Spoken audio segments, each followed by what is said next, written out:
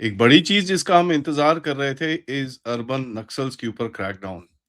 और urban Naxals का सबसे बड़ा गढ़ कहाँ है? अर्बन नक्सल का सबसे बड़ा गढ़ गढ़ है वेस्ट बंगाल। एनआईए की तरफ से क्रैकडाउन शुरू हुआ है। आइए थोड़ा बात करते हैं क्योंकि ये बहुत सिग्निफिकेंट चीज़ है। पूरे देश के अंदर जो नेटवर्क्स हैं उसको तोड़ने की बात यहाँ से शुरू होगी। नमस्कार, जय हिंद, जय Bharat and welcome to deaf talks. This is Adi Achint. NIA की तरफ से कुछ कार्यवाही करी जा रही है वेस्ट बंगाल में, जहां पर आप देखते हैं कि भाई आरएसएफ रेवोल्यूशनरी स्टूडेंट्स फ्रंट के लीडर को के घर के ऊपर के जनरल सेक्रेटरी के ऊपर कल परसों से रेड चल रही है।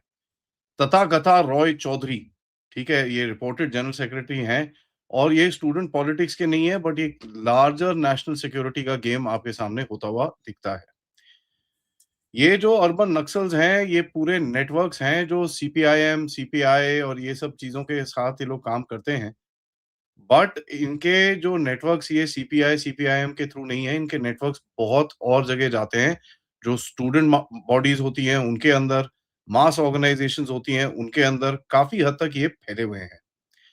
और हम देखते हैं कि भई ये जिस तरह से ये लोग काम करते हैं और जिस तरह से ये लोग चीज़ें करते हैं, it is not even funny. और जिस तरह से इनका नेटवर्क है। नाउ एक बड़ा इंटरेस्टिंग सी चीज़ है एनआईए की तरफ से जो बोली जा रही है इज़ रिवाइवल। जब हम रिवाइवल की बात करते हैं तो क्या माओइस्ट जो नेटवर्क्स अभी तोड़े गए हैं, उनको रिवाइव करने की कुछ बातें चल रही हैं?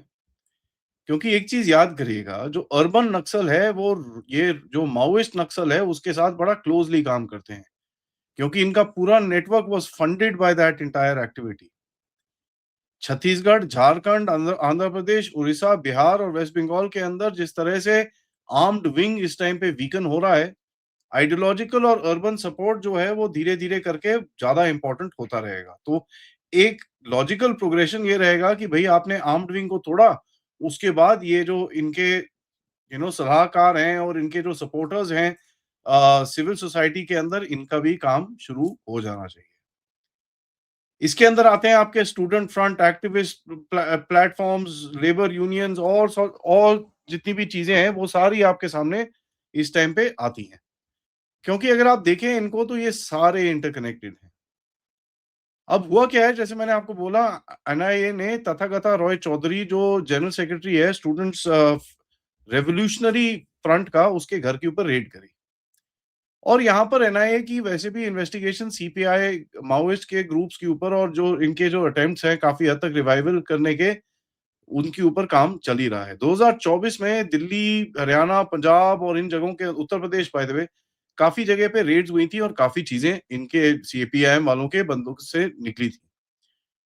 इनका जो नॉर्दर्न रीजन का जो ब्यूरो है, उसके ऊपर काफ़ी हद तक क्रैकडाउन किया गया था, लेकिन अभी भी कुछ ऑब्वियसली कुछ नहीं, काफ़ी इनके अभी भी पड़े हुए हैं। नाउ लार्जर गेम देखिए, स्टूडेंट्स रेवोल्यूशनरी फ्रंट जो है एक अल्ट्रा लेफ्ट आउटफिट है। लेफ्ट तो छोड़ दीजिए, ये अल्ट्रा लेफ्ट है। ठीक है? ये लेफ्टिस्ट को भी पीछे छोड़ देते हैं। और बंगाल के अंदर जो कॉलेज कैंपसेस हैं और ये सब हैं, इसके अंदर अगर आप देखेंगे ये बड़े एक्टिव हैं।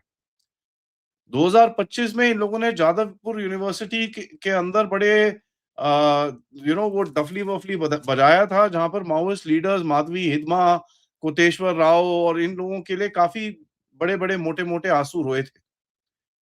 और कहीं न कहीं ये बोलते नहीं, नहीं हम तो सिर्फ़ वो प्रोटेस्ट कर रहे हैं, ये सब कर रहे हैं, it is all bull. They were trying to rerise एक वो जो एक सेंटिमेंट है उसको दोबारा जगाने की इनकी कोशिश है। और यहाँ पर जो नाम निकले, वो कोई नॉर्मल नाम नहीं है, ये सीपीआई माओइस्ट के एकदम सेंटर पीस के फिगर्स हैं, जिनके ऊपर हिट्स हुई हैं। नाम क्या निकले? झेलम रॉय, ठीक है?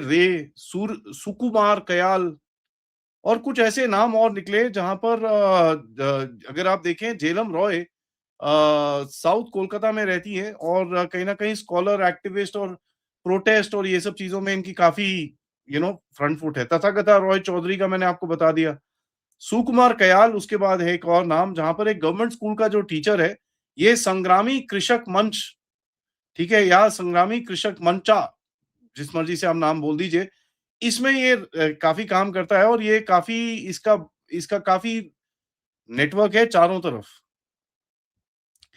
2022 में इनके ऊपर एक एफआईआर लगा था और उसके बाद सबसे पहले इन लोगों ने क्रैकडाउन शुरू किया था। उसके बाद धीरे-धीरे करके ये जो आपका छत्तीसगढ़, झारखंड, बिहार के अंदर भी ये जो पूरा क्रैकडाउन हुआ, उससे काफ़ी और भी लिंक्स निकले हैं और उस लिंक से आप देखेंगे कि साहब बहुत और चीज़ें बाहर आती हैं।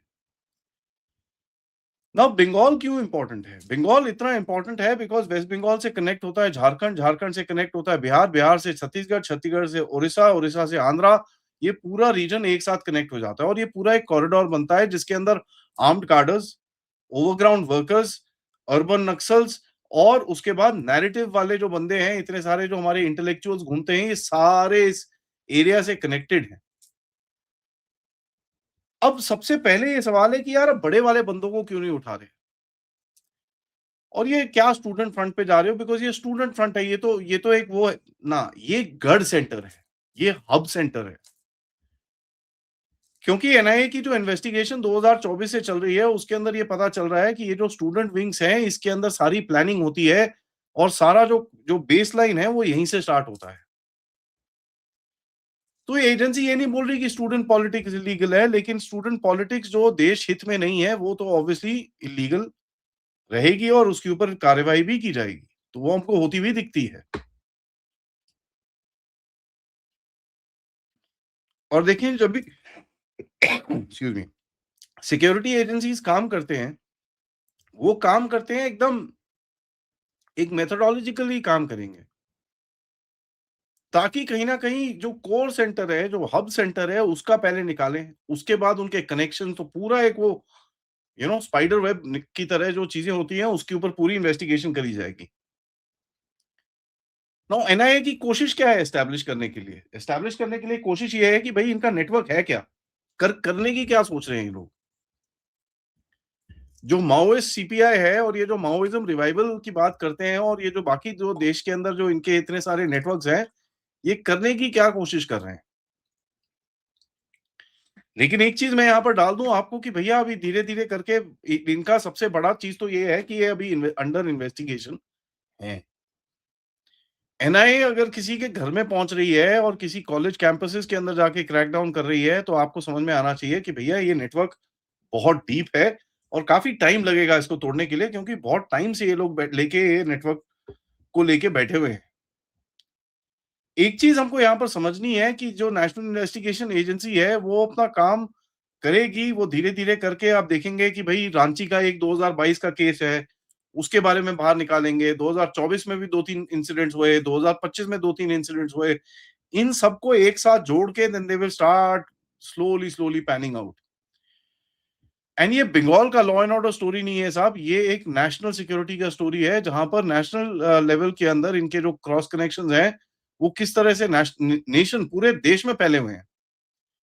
और स्टूडेंट बॉडीज़ जो होती हैं, वो साथ-साथ में काम करती हैं, जो किसके साथ? लेबर यूनियन के साथ। अभी आप देखिए, मैं आपको एक एग्ज़ाम्पल देता हूँ।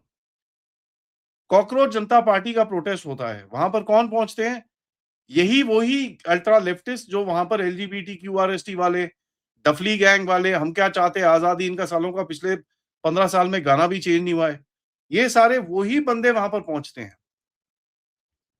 ठीक है? और ये चारों तरफ से आते हैं। इट्स नॉट दैट कि ये सारे दिल्ली में बैठे हैं। आपको दिखेगा कहीं कोई कोलकाता से आ रहा है, कोई मद्रास से आ रहा है, कोई क्या नाम है आपका इधर से आ रहा है, कोई उधर से आ रहा है। चारों तरफ से आते हैं क्योंकि जो एजुकेशनल इंस्टीट्यूट्स हैं हमारे देश के अंदर, उसके अंदर जो इनका एलीट कैप्चर इन लोगों ने जो कर रखा है, ये जो जितने भी अर्बन नक्सल्स का जो कैप्चर हो रखा है, वो तो चारों तरफ है। तो इनके जो गैंग है, उनका जो आइडियोलॉजिकल सपोर्ट है, वो चारों तरफ है। तो जब भी ऐसा कोई प्रोटेस्ट होता है, आपको दिखेगा चारों तरफ से ये लोग आएँगे और वही इनका एक नारा रहता है।